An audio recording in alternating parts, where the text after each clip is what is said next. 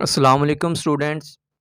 In this lecture we will discuss about Lorentz force law. इस lecture में हम Lorentz force law को discuss करेंगे। तो लॉरेंट्स फोर्स लॉ जो है वो हमें बताता है कि चार्जेस जो हैं वो इलेक्ट्रोमैग्नेटिक फील्ड्स के अंदर किस तरह बिहेव करते हैं, किस तरह मूव करते हैं। कि अगर हम चार्ज को इलेक्ट्रोमैग्नेटिक फील्ड्स के अंदर रख दें तो वो किस तरह से बिहेव करेगा, उसको उस पर जो फोर्स लगेगी उसको हम कैसे कैलकुलेट करते हैं by using Lorentz force law. तो लॉरेंट्स फोर्स लॉ की जो इक्वेशन है वो हमारे पास है P dot is equal to F is equal to Q E plus V cross B.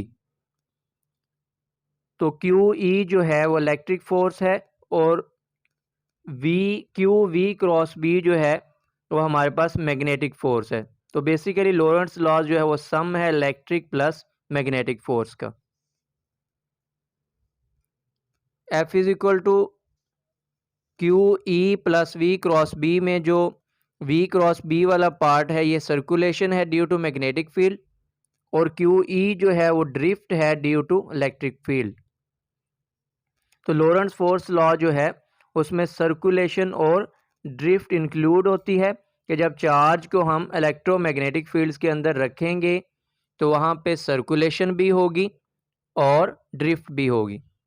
तो चार्ज की मोशन जो है वो इस तरह से होगी कि चार्ज जो है वो मूव भी करेगा, ड्रिफ्ट भी करेगा और सर्कुलेट भी करेगा। तो इस तरह से उसकी जो है जायरेशन भी होगी और ड्रिफ्ट भी होगी। तो इसको हम जायरेटरी मोशन या हेलिकल मोशन कहते हैं।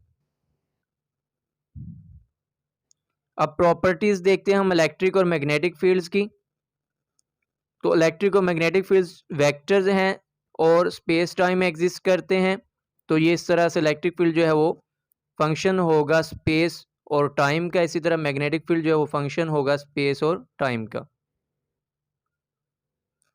इलेक्ट्रोमैग्नेटिक फील्ड्स जो हैं ये लीनियर होते हैं, इसलिए सुपरपोजिशन प्रिंसिपल को फॉलो करेंगे। तो इन पे सुपरपोजिशन प्रिंसिपल हम अप्लाई कर सकते हैं। और ये कहाँ से पता चलता है कि ये इलेक्ट्रोमैग्नेटिक फील्ड लीनियर हैं? ये हमें पता चलता है मैक्सवेल्स की 4 इक्वेशन से। तो मैक्सवेल्स की जो इक्वेशन है वहाँ पे हम अगर देखें तो इलेक्ट्रिक और मैग्नेटिक फील्ड्स जो हैं वो लीनियर हैं कि उनकी जो पावर है वहाँ पे 1 है। इस वजह से मैक्सवेल्स की जो इक्वेशंस है वो भी क्या हैं, लीनियर इक्वेशंस हैं। तो ये पर्टिकुलर प्रॉपर्टी है इलेक्ट्रोमैग्नेटिक फील्ड्स की कि ये लीनियर होते हैं।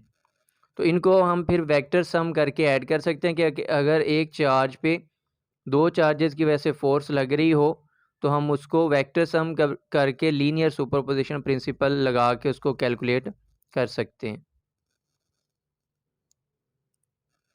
इसके अलावा जो ग्रेविटी है या ग्रेविटेशनल जो फील्ड है वो नॉन लीनियर है, वहाँ पे नॉन लीनियरिटी एग्जिस्ट करती है। ये हमें कहाँ से पता चलता है कि ग्रेविटेशनल फील्ड नॉन लीनियर? ये हमें पता चलता है जनरल थ्योरी ऑफ रिलेटिविटी से कि जो ग्रेविटेशनल फील्ड है वो नॉन लीनियर फील्ड होती है। इस वजह से ये चूँकि नॉन लीनियर है इसलिए ये सुपरपोजिशन प्रिंसिपल को ओबे नहीं करती या इस पे हम सुपरपोजिशन प्रिंसिपल अप्लाई नहीं कर सकते। इसी तरह जो लाइट है ये एक दूसरे से इंटरेक्ट नहीं करती। Light does not interact with itself क्योंकि सुपरपोजिशन प्रिंसिपल हमें बताता है कि जो इलेक्ट्रिक और मैग्नेटिक फील्ड हैं वो लीनियर हैं। तो इस वजह से वो एक दूसरे से इंटरेक्ट नहीं करेंगे और it's just cross each other. तो लाइट जो है वो सिर्फ क्रॉस करेगी, इंटरेक्ट नहीं करेगी। लेकिन सम सिचुएशंस में जहाँ पे इलेक्ट्रिक और मैग्नेटिक फील्ड बहुत ज़्यादा स्ट्रॉन्ग होते हैं वहाँ पे कुछ इंटरेक्शन अक्कर होती है। जब मैग्नेटिक फील्ड इलेक्ट्रोमैग्नेटिक फील्ड बहुत ज़्यादा स्ट्रॉन्ग होंगे तो इंटरेक्शन अक्कर हो सकती है।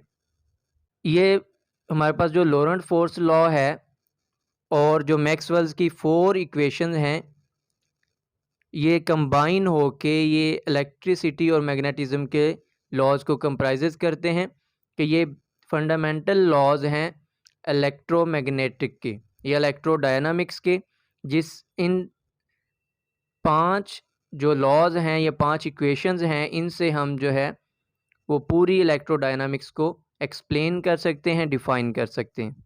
तो हमारा बेसिकली आज का लेक्चर यही था जिसमें हमने लॉरेंट्ज़ फ़ोर्स लॉ को देखना था।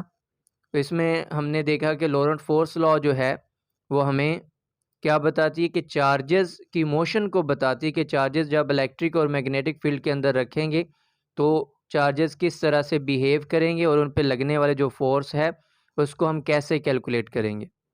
तो आज का बेसिकली लेक्चर हमारा इतना ही था। नेक्स्ट इंशाल्लाह हम अगले लेक्चर में डिस्कस करेंगे। ओके जी, अल्लाह हाफिज़।